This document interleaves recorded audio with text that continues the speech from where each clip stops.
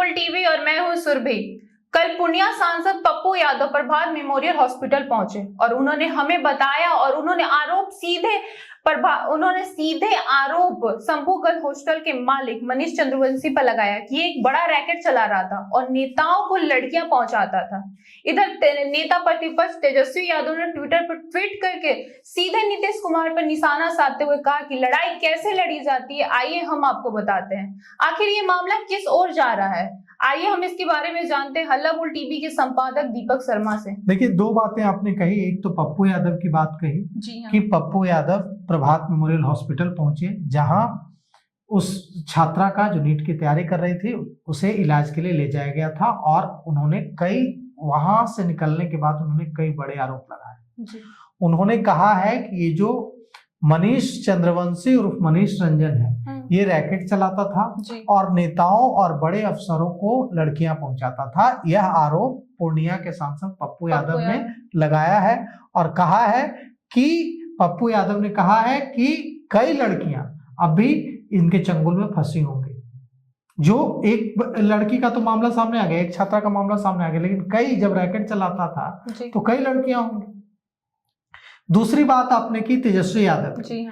तो नेता प्रतिपक्ष तेजस्वी यादव ने आज एक लंबा चौड़ा ट्वीट किया है और वह ट्वीट क्या है हम आपको पढ़कर सुनाते हैं। उस ट्वीट में उन्होंने सीधे सीधे बिहार सरकार को चेतावनी दे दी, नीतीश कुमार सरकार को चेतावनी दे दी है और कहा है कि अगर छात्राओं के साथ जो पूरे बिहार में पटना नीट की छात्रा का मामला और खगड़िया की एक छात्रा का मामला और दूसरे कुछ मामले उठाते हुए उन्होंने कहा कि इस तरह की चीजें हो रही हैं और जब सामाजिक कार्यकर्ता उतरकर आंदोलन कर रहे हैं, पुलिस दबाने की कोशिश कर रही है तो उन्हें लाठियों से पीटा जा रहा है, उन पर एफआईआर की जा रही है।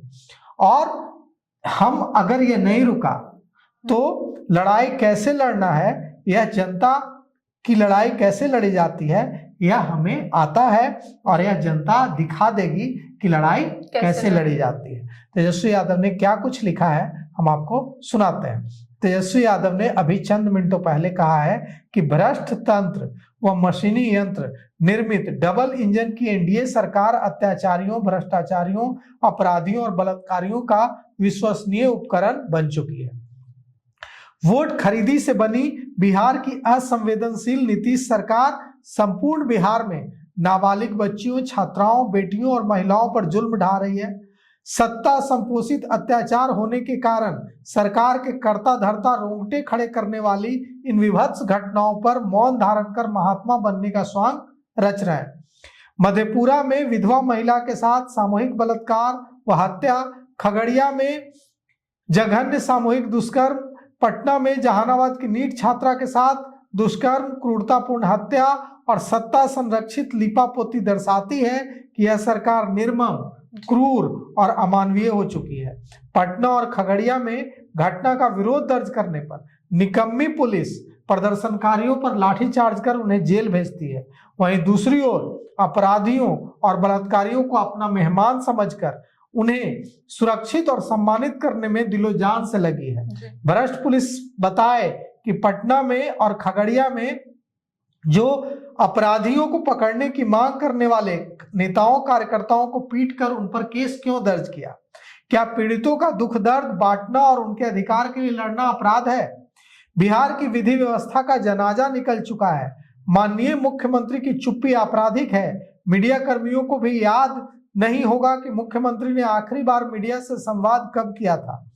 मशीनरी से बनी सरकार का अत्याचार और शोषण प्रतिदिन बढ़ता जा रहा है। सत्ता प्रायोजित और सत्ता संरक्षित अपराधी सरकार में बैठे उनके निर्देशक अगर अपना अत्याचार बंद नहीं करते हैं तो जनता की लड़ाई कैसे लड़ी जाती है यह जनता दिखा देगी।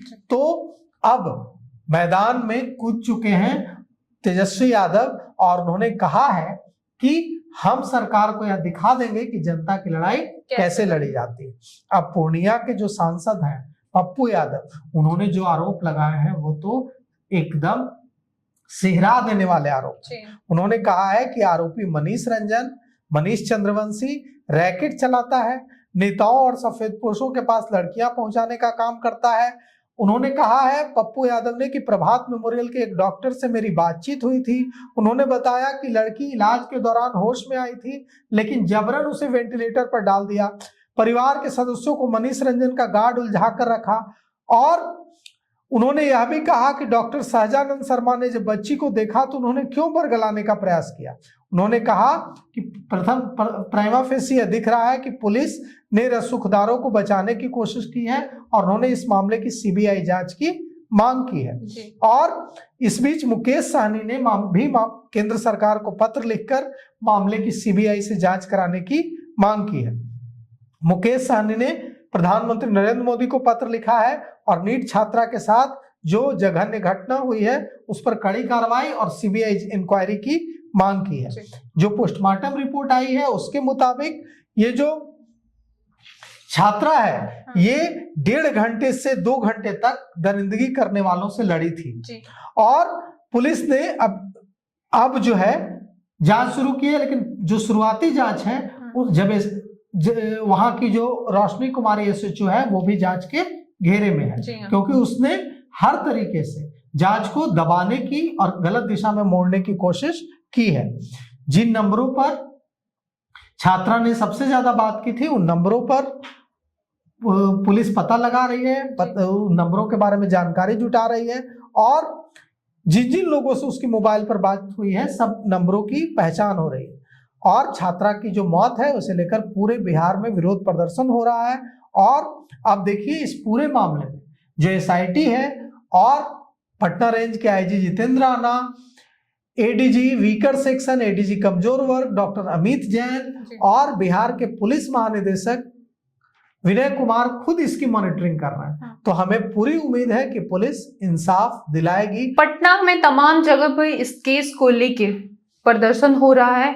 ऐसे में तेजस्वी यादव ने भी आज सुबह ट्वीट करके लड़की के लिए पीड़िता के परिजनों के साइड से उन्होंने बोला है कि लड़की को इंसाफ मिलना चाहिए। ऐसे में देखना होगा कि पुलिस कितना जल्दी इस मामले में तेज रफ्तार लाती है। इस पे आपकी क्या राय है हमें कमेंट करके जरूर बताएं और ऐसे ही तमाम खबरों के लिए बने रहे हल्ला बोल टीवी के साथ। धन्यवाद।